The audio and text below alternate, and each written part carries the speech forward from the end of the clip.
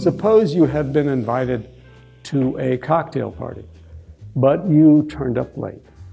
And there was a conversation going on in the middle of the room, and you didn't quite understand what was being said because you came late.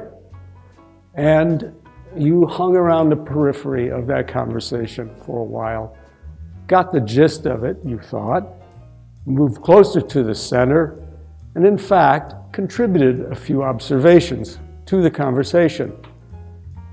After a while, however, the hour was growing late, and you had to leave. And as you were closing the door, leaving, the conversation was still going on. Now, for Burke, that's a parable of our life. We come in one door, we leave another. But the conversation is still going on. That's the permanent part of our existence. The transitory part is our exit. Anyway, I want to focus on that as a jumping off point. And then I want to deal with 4 other texts, 2 of which belong to the 1920s. One, of course, the famous The Great Gatsby. The second book I would like to talk about is a book written a year after The Great Gatsby, in 1926, called The Sun Also Rises by Hemingway, in which he talks about a post-war generation, which is simply drifting because of the catastrophe of World War I, the seminal catastrophe of the 20th century, as the historian George Kennan called it. And the impact on that generation was profound.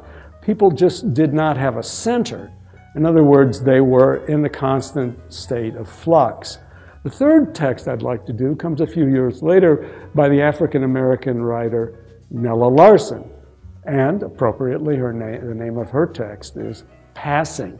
And she deals with a young woman who passes, is light-skinned enough, to pass into the white world and then has a change of heart and wants to come back.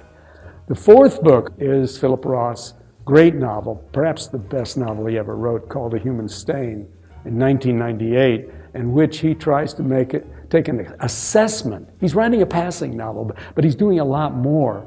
He's assessing what has happened to America in the 20th century.